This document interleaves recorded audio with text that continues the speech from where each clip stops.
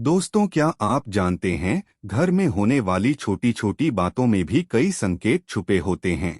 इन संकेतों को यदि समझ लिया जाए तो हम जान सकते हैं कि भविष्य में आने वाला समय कैसा होगा और परेशानियों से कैसे बच सकते हैं। ज्योतिष के अनुसार जब दरिद्रता बढ़ने की संभावना होती है तो घर में छोटी छोटी बातें इशारा करती है। दोस्तों, आज के इस वीडियो में हम आपको वास्तुवेद ग्रंथ के बहुत ही अनोखे और अद्भुत विचारों के बारे में बताने जा रहे हैं। दोस्तों, घर के बड़े बुजुर्ग हमेशा कुछ ना कुछ सिखाते रहे हैं जिससे जीवन में कोई समस्या ना हो। हमारे देश और समाज में संस्कारों का विशेष महत्व है। ये सभी कार्य न केवल भलाई के लिए होते हैं बल्कि आपकी तरक्की को भी प्रभावित करते हैं। दोस्तों, वेद ग्रंथों में भी कुछ बातें बताई गई है जिनको पूरा करने से आपका दिन हो जाएगा। आज हम आपको कुछ ऐसे ही उपाय बताने जा रहे हैं जिनके करने से न केवल मान सम्मान में वृद्धि होगी बल्कि धन लाभ के साथ भाग्य के दरवाजे भी खुलेंगे।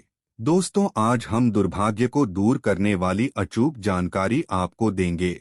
और दोस्तों, आज आप जानेंगे कि शिव महापुराण में कुछ ऐसी वस्तुएं वर्णित हैं, कुछ ऐसी चीजें हम बताएंगे जिनका दान यदि व्यक्ति करता है तो कैसा भी दुर्भाग्य हो, कैसी भी तकलीफ हो, वो निश्चित रूप दूर हो जाती है। कभी कभी मानव को कोई ऐसी तकलीफ घेर लेती है, कोई ऐसी परेशानी घेर लेती है जिससे वो स्वयं घुटता रहता है। वो ना किसी को कह पाता है, बता पाता है और ना ही उससे उसको निजात मिलती है। तो दोस्तों, महादेव की पूजा पाठ और उनकी आराधना करने से समस्त पाप और समस्त कष्ट दूर हो जाते हैं।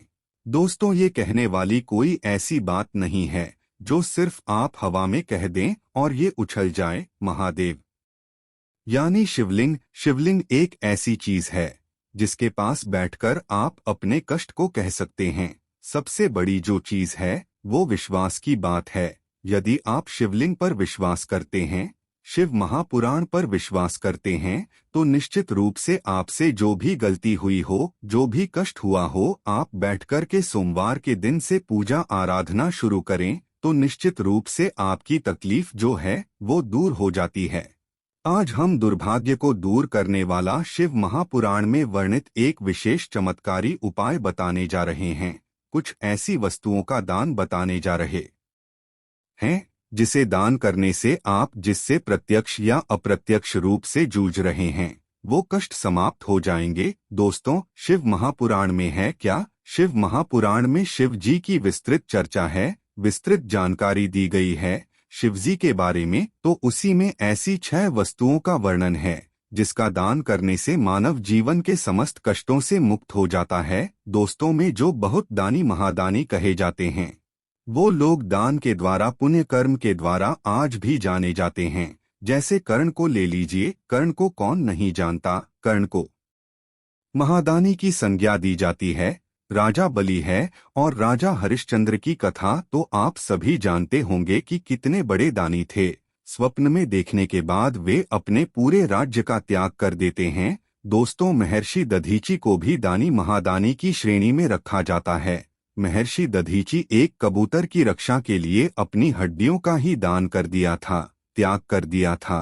तो ऐसे भी दानी हमारे समाज में होते हैं।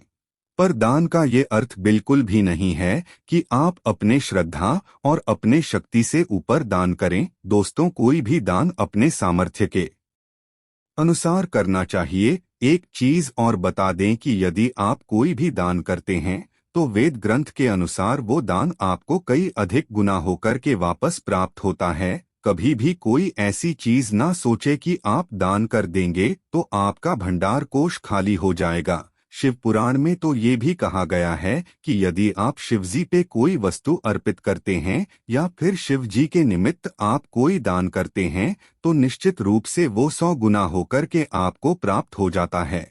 देखिए, हमारा जीवन क्या है, ये वेद ग्रंथों के अनुरूप होकर ही चलता है। तो जब वेद ग्रंथ में लिखा है कि वो चीजें हमें 100 गुना अधिक होकर के प्राप्त हो तो दान अवश्य करना चाहिए। अब क्या क्या दान करना चाहिए, इससे कौन सी परेशानी दूर होती है, आइए आगे देख लेते हैं। लेकिन दोस्तों, उससे पहले आपसे रिक्वेस्ट करते हैं कि वीडियो को लाइक जरूर करिएगा, दोस्तों को शेयर कर दीजिएगा और यदि आपने अभी तक चैनल को सब्सक्राइब नहीं किया है तो चैनल को सब्सक्राइब करके बेल आइकन जरूर दबाइएगा। अब देखते हैं हमें कौन सा दान करना चाहिए जो बहुत किफायती है, हर कोई दान कर सकता है। और दूसरी चीज की ये प्रत्यक्ष अप्रत्यक्ष हर संकट को दूर कर सकता है चीज है नमक। नमक का दान करने से व्यक्ति यदि किसी प्रत्यक्ष अप्रत्यक्ष कष्ट से जूझ रहा हो, अप्रत्यक्ष का अर्थ होता है कि कोई ऐसी तकलीफ होती है जिससे हम स्वयं घुटते हैं, किसी को बता नहीं सकते, तो ऐसे ही आप सोमवार के दिन नमक का दान करेंगे तो फिर ये दुर्भाग्य आपकी जो गरीबी है या परेशानी है वो दूर हो जाती है। यानी नमक का दान आपके समस्त दुर्भाग्य को दूर करने में सहायक होता है। दान करते समय आपको एक बात का ध्यान रखना है, आप अपने हाथों से नमक का सीधे किसी के हाथ में दान ना करें, इस बात का ध्यान रखें। नमक का पैकेट आप नीचे रखें। एक प्रकार का नमक होता है जो गोल गोल होता है जिसे साबुत नमक कहते हैं, वो यदि आपको मिल जाए उसे आप दान करते हैं तो वो सर्वश्रेष्ठ माना जाता है। पर पैकेट में जो नमक मिलता है जिसे आप भोजन बनाने के लिए इस्तेमाल करते हैं, वो नमक भी आप दान करते हैं, इससे भी आपका दुर्भाग्य दूर होता है। अगली चीज है गुड़। गुड़ का दान यदि आप करते हैं तो इससे आपके रिश्ते अच्छे होते हैं। अब ये रिश्ता आपका किसी से भी हो सकता है, पति पत्नी के बीच यदि संबंध मधुर नहीं है, आए दिन क्लेश होता है, झगड़े लड़ाई और स्थिति तलाक तक पहुंच गई है, तो आप महादेव की शरण में जाएं। महादेव देवाधिदेव है, वो आपके समस्त संकट को दूर करते हैं। उदाहरण के लिए बता दें कि यदि कोई व्यक्ति बहुत अधिक लंबे समय से बीमार है तो आप ज्योतिष के पास जाएंगे, जहां भी जाएंगे तो वो आपको यही कहेंगे कि भगवान शिव की शरण में जाओ, महामृत्युंजय का जाप कराओ, महामृत्युंजय अनुष्ठान कराओ, रुद्राभिषेक कराओ। क्यों नहीं आपको वे और कोई देवता या फिर कोई और उपाय बता देते हैं कि आप उनकी शरण में जाएं, आप वो उपाय करें। दोस्तों, वो सिर्फ और सिर्फ भगवान शिव की शरण में जाने को ही आपको कहेंगे। तो आप समझ लीजिए कि यदि आपका रिश्ता तलाक तक गया है, आपको लग रहा है कि अब बनने वाली नहीं है, तो हम आपसे कहेंगे कि आप महादेव की शरण में जाएं। महादेव को सोमवार के दिन गुड़ जरूर अर्पित करें, गुड़ का दान जरूर करें। दोस्तों, गुड़ का दान करने से कोई भी रिश्ता हो, माँ बाप के रिश्ते हो या फिर आपका बच्चा आपका कहना नहीं मानता, बस एक बात याद रखिए कि किसी भी रिश्ते में यदि मिठास भरनी हो तो सोमवार के दिन गुड़ का दान करें। दोस्तों, गुड़ और रोटी गाय को खिलाने से भी आपके रिश्ते मधुर होते हैं, लक्ष्मी की प्राप्ति होती है, तो ये काम भी आप कर सकते हैं। अगली चीज जो शिव महापुराण में वर्णित है वो है तिल। तिल का दान करने से व्यक्ति का यदि आत्मविश्वास डगमगा रहा है, यानी कभी कभी आप देखते होंगे कि व्यक्ति बहुत ज्ञानी होने के बाद भी उसका आत्मविश्वास उसका साथ नहीं देता है। कभी कभी बच्चे पढ़ाई में अच्छे होते हैं लेकिन जब वो इंटरव्यू में पहुंचते हैं तो उनका कॉन्फिडेंस उनका साथ नहीं देता है, जानकारी के वो वहां से लौट आते हैं, हार जाते हैं। तो इस स्थिति में सोमवार के दिन आप तिल का दान करें। तिल का दान आप काले या सफेद का करें। यदि काले तिल का दान आप करना चाहते हैं तो शनिवार के दिन आप कर दें, ये दिन भी काफी शुभ माना जाता है। अब अगली चीज है घी। घी का दान करने से बीमारियां दूर होती है, इससे बीमारियों से आपके शरीर की रक्षा होती है। यदि कोई बच्चा है जो सर्दी, जुखाम और बहुत तरह की परेशानियों से जूझता है तो उसके हाथों से घी का स्पर्श करा करके आप कर सकते हैं। घी में यदि गाय का घी दान करें तो ये काफी अच्छा माना जाता है, शुद्ध और पवित्र माना जाता है।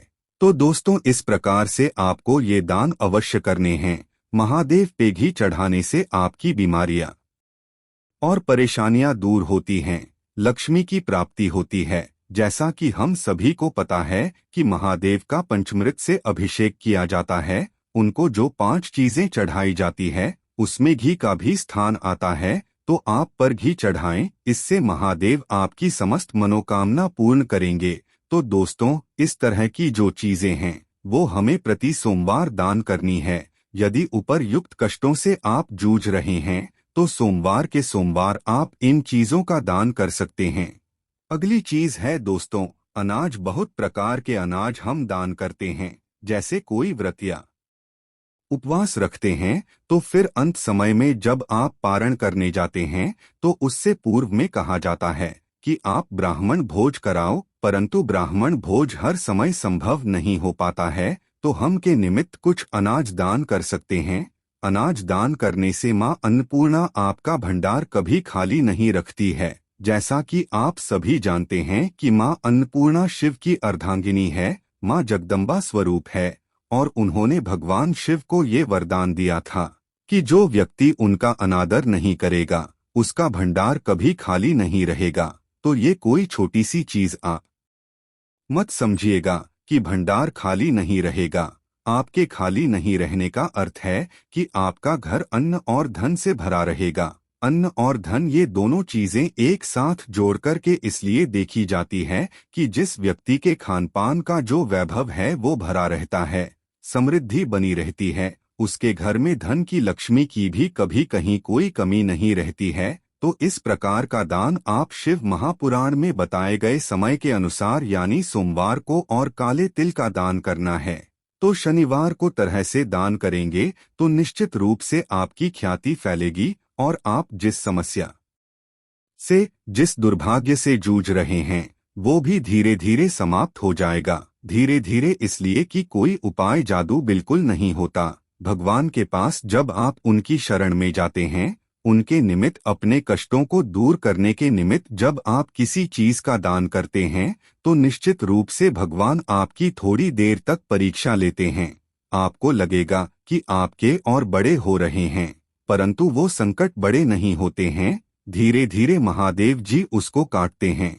आपको सब्र की आवश्यकता है। आप जब किसी परेशानी से जूझ रहे हैं तो सब्र रखिए और धीरे धीरे उपाय करते रहें। महादेव की कृपा से सब कुछ अच्छा हो जाएगा। आपका जीवन खुशियों से भर जाएगा। अगली चीज है कपड़ा। दोस्तों वस्त्र दान करना भी बहुत उत्तम माना जाता है। जैसे कि सर्दियां चल रही है तो कंबल दान करना ऐसे में काफी उत्तम माना जाता है। जैसे कि मकर बहुत सारे लोग वस्त्र दान करते हैं। वस्त्र दान करने से व्यक्ति की उम्र बढ़ती है, व्यक्ति दीर्घायु होता है। तो ऐसे में यदि कोई बीमार है, परेशान है, उसकी बीमारी लंबे समय से ठीक नहीं हो रही है, तो उसके हाथों से कुछ वस्त्र स्पर्श कराकर आप दान कर दें, या फिर वो व्यक्ति जाने लायक है तो खुद जाकर जरूरतमंदों को दान करा दें। ये उपाय हम नहीं कह रहे हैं, ये उपाय वेद ग्रंथों में वर्णित है, शिव महापुराण में वर्णित। तो ये उपाय निश्चित रूप से आपकी संपूर्ण समस्याओं को समाप्त करेगा।